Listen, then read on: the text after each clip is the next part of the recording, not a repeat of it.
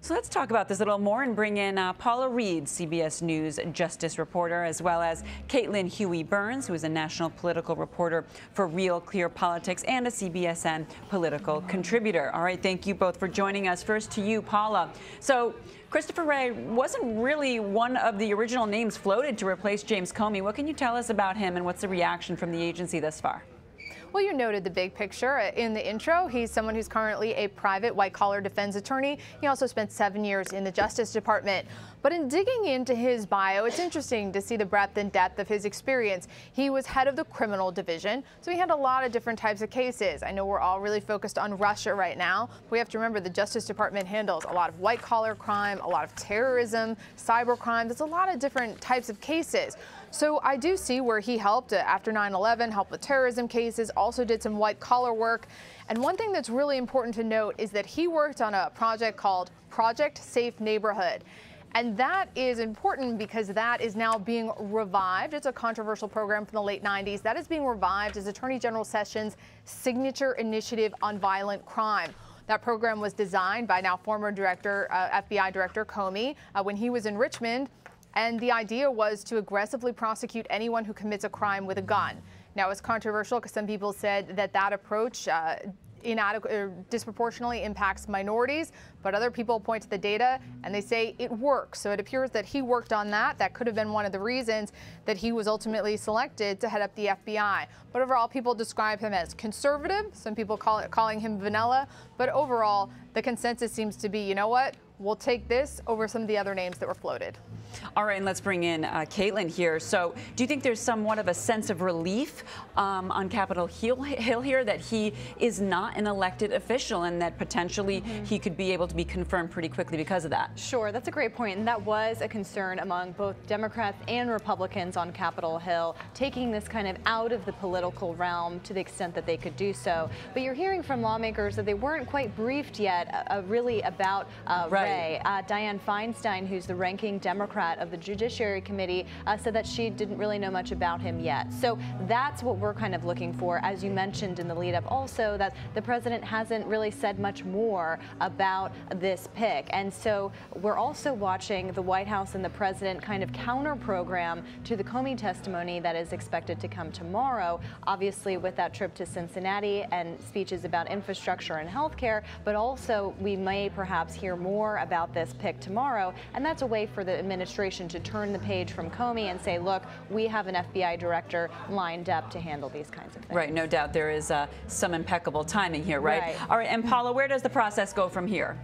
The president will need to submit this nominee to the Senate for confirmation. And then if he is confirmed, the current acting FBI director, Andrew McCabe, he will go back to being the deputy.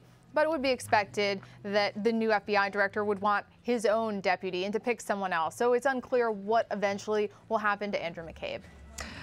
Interesting. All right. Paul, at the same time, CBS News has confirmed that the FBI Director James Comey has asked the Attorney General not to leave him alone in a room with the president. Is it the role of the Attorney General to run interference and essentially protect the FBI Director in an ongoing investigation? No. And it's very curious that if someone wanted to be protected allegedly protected from the President of the United States, that they would seek that protection from one of the president's most ardent supporters and closest allies. And as we approach Comey's testimony on the Hill, we have to be mindful of the fact that sometimes these reports sort of drip out so that people will ask the former FBI director about this and give him a chance to clarify. But no, if you wanted protection from Donald Trump, I don't think Attorney General Sessions is who you would go to. All right, and Caitlin, let's bring you back in. We also have reports that Attorney General Jeff Sessions suggested he could resign amid growing tension with the president. Do you think that would help or hurt this administration? I think it would be very harmful if your Attorney General resigns, given the fact that the tension, according to reports, started around the time that Jeff Sessions recused himself from any investigations involving Russia because of that testimony that he gave and had to later correct that testimony, of course, not disclosing meetings with the Russian ambassador and the controversy that followed there. So that's kind of been the source of the tension since then. But this is a really interesting relationship because As we know, Jeff Sessions was among the earliest supporters of Donald Trump, very close to the president, a key advisor during the campaign, rewarded with this attorney general post. And the president has expressed frustrations with his own Department of Justice over the travel ban. And so that tension is really significant here, and something that just points to the way in which the administration is operating. All right, well, we do want to get to the Senate Intelligence Committee hearing today. But before we do, Paula, to you, just one more quick note on Comey here. We know that he cannot discuss any classified information. Does that mean that prevents him from giving us any new information on the Russia probe? Well, we don't know what we don't know. So he may have some things in his back pocket that he wants to reveal at this particular hearing. But of course, he can't discuss classified information. But it doesn't mean that if we don't know it, it's classified. He may have some additional details and could make the reveal tomorrow at that hearing. All right, there are also reports that the president asked the director of national intelligence, Dan Coats, to interfere with Comey and the Russia probe. He and NSA Director Mike Rogers were asked about that during a hearing today. Take a listen. In the 3+ years that I have been the director of the National Security Agency, to the best of my recollection, I have never been directed to do anything I believe to be illegal, immoral, unethical, or inappropriate. And to the best of my recollection, during that same period of service, I do not recall ever feeling pressured to do so. I have never been pressured.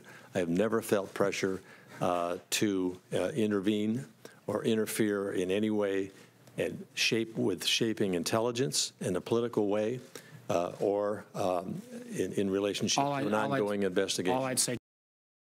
All right.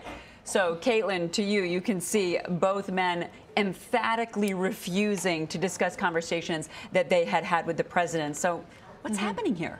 Well, what's interesting to me, the word pressure stands out to me. Yes. They were both using the word pressure. Seemed like a talking point almost. Right, did not feel pressure. And in one exchange with Senator Angus King of Maine, an independent who caucuses with the Democrats, he said, you know, I don't care what you feel, I need to know the facts. And so you also heard from this hearing, which was very interesting, the chairman of this committee, Republican Senator Richard Burr, telling his witnesses that there are a lot of expressing a frustration that there were things that they couldn't say or weren't prepared to answer in this setting. And of course, Congress is responsible for oversight here. And so there was a frustration from both Democrats and some Republicans about the nature of this testimony. Other senators wanting to hear more when they have a closed door hearing later on today. Yeah, and that was interesting that they did mention the closed door hearing. And it did seem like Dan Coats was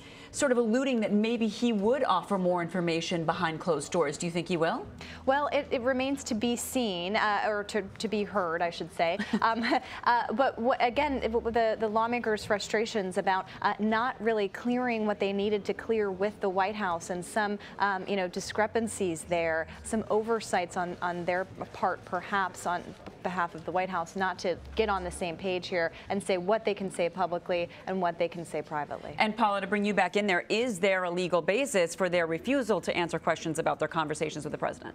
No, and I think Coats even acknowledged that. He said, I'm not really aware of a legal basis for this. But the problem is there's not a lot of legal recourse for Congress. This is not a court of law. This is a congressional hearing, and there's not a whole lot they can do when they refuse to answer like this.